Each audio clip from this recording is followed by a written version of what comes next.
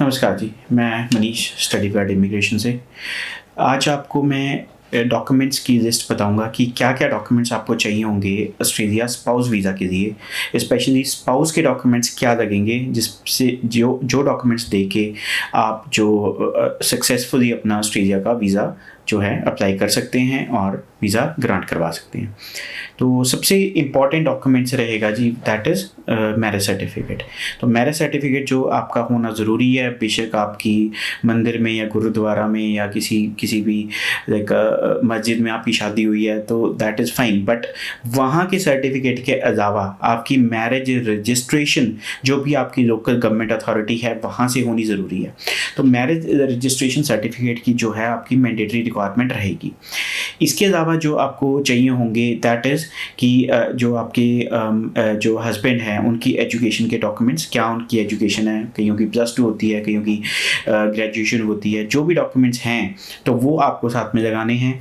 साथ में आपको ये दिखाना है कि आपके हस्बैंड करते क्या हैं, अगर उनकी कोई जॉब है या कोई बिजनेस है या जो भी इनकम टैक्स रिटर्न्स है उनकी, वो आपको साथ में दिखाना ज़रूरी है।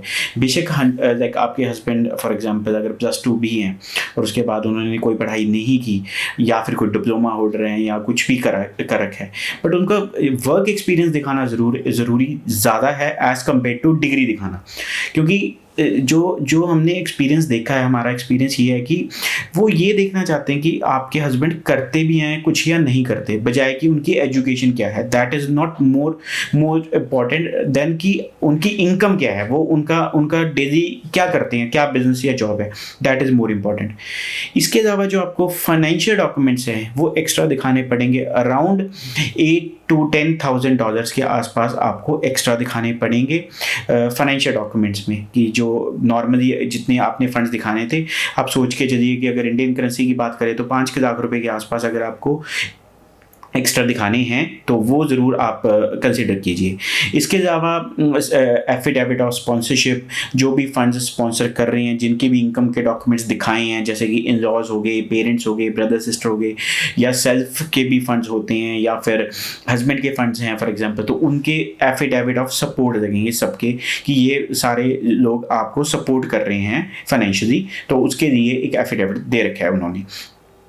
इसके अलावा जो डॉक्यूमेंट्स की आपको रिक्वायरमेंट होगी दैट इज़ कि जो मैरिज की फ़ोटोज़ या मैरिज की कोई आपके लाइक कोई जो आपने रिलीजियस सेरेमनीज़ में आपने पार्टिसिपेट किया है या जो भी है, तो मैरिज की फ़ोटोज़ अगर आप अच्छी मैरिज की फ़ोटोज़ जिसमें कि काफ़ी लोग आए हैं आपकी मैरिज पे, तो ये सारी चीज़ें प्रोवाइड कर सकते हैं। ये उस चीज़ में ज़रूरत है जिसमें मैरिज 1 साल से कम पुरानी है।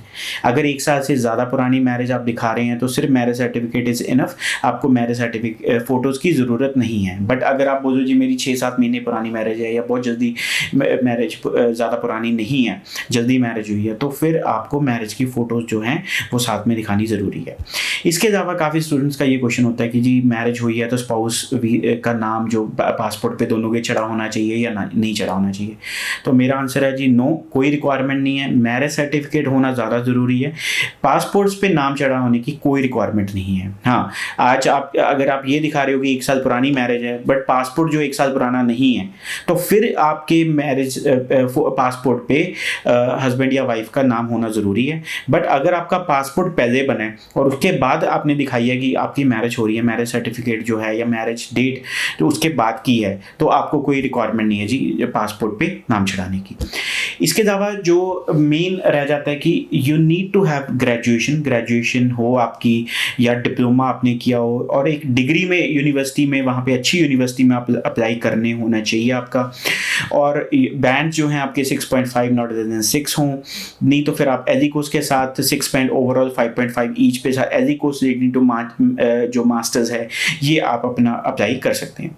इसके अलावा कोई एज सच कोई बहुत ज़्यादा डॉक्यूमेंटेशन की रिक्वायरमेंट नहीं है, लाइक अगर आप क्लाइंट की तरफ से देखें। बाकी जो एजेंट का जो काम है, जो कंसल्टेंट का काम है, उसमें क्या रहेगा कि स्पाउस की GTE दिखानी ज़रूरी है। तो GTE का मतलब होता है कि स्टेटमेंट ऑफ पर्पस, कि वो क्यों जाना चाहते हैं हस्बैंड, वहाँ पे जाके क्या करेंगे और उसका बेनिफिट क्या है वहाँ पे साथ में जाने का, और वहाँ जाके वो यानी कि अपनी अपनी वाइफ को जो पढ़ने जा रहे हैं उसको किस तरीके से सपोर्ट कर सकते हैं और वापस क्यों आएंगे। ये सारे क्वेश्चंस की अप्रॉक्सीमेटली 2 पेजेस की एसओपी बनती है, तो ये 2 पेजेस की एसओपी जो है वो बनानी ज़रूरी है।